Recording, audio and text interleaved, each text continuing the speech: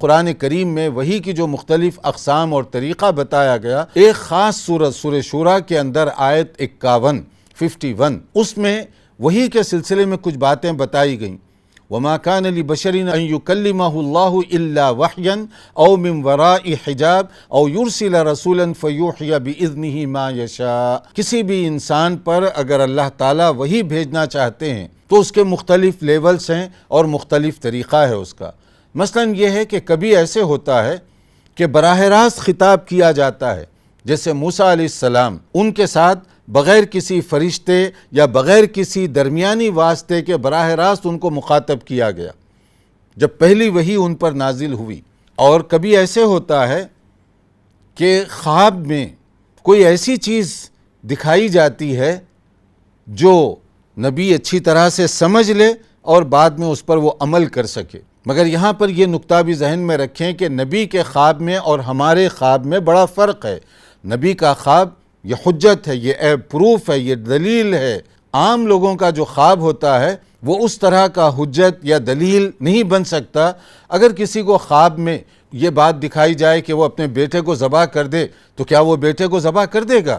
ہرگز نہیں۔ کیوں نہیں کرے گا وہ؟ اس لیے کہ جب بھی ہم کوئی خواب دیکھیں عام انسان تو پہلے شرعی علوم کے مطابق اس کو چیک کرنا پڑے گا کہ وہ درست بھی ہے یا نہیں ہے۔ تو نبی کے خواب میں اور عام لوگوں کے خواب میں بنیادی طور پر یہ فرق ہوتا ہے۔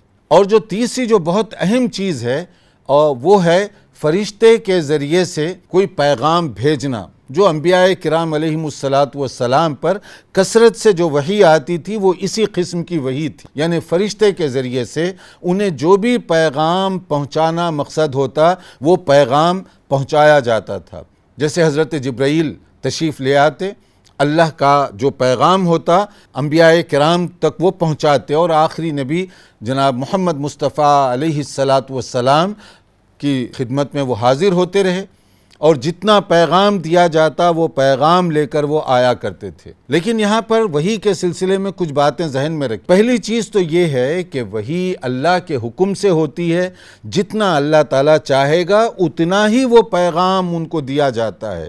فیوحی بِإِذْنِهِ، اللہ کے حکم سے وہ جو فرشتہ آتا ہے اپنی طرف سے کوئی بات نہ کم کر سکتا ہے نہ زیادہ کر سکتا۔ جتنا پیغام دیا گیا حضرت جبرائیل کو وہ آ کر نبی صلی اللہ علیہ وسلم تک وہ پہنچاتے رہے، اپنی خواہش سے وہ پیغام نہیں پہنچاتے۔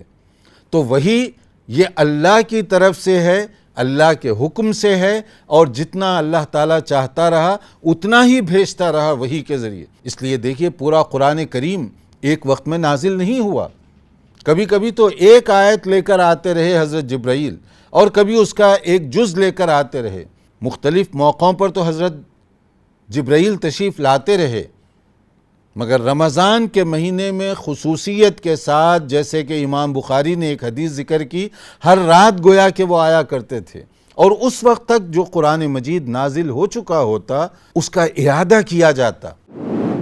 مرسی ٹی وی کے مزید ویڈیوز کے لیے ہمارے چینل کو سبسکرائب کریں اور بیل آئیکن کو ضرور دبائیں۔ جزاک اللہ خیرا۔ مرسی ٹی وی، پیغام رحمت۔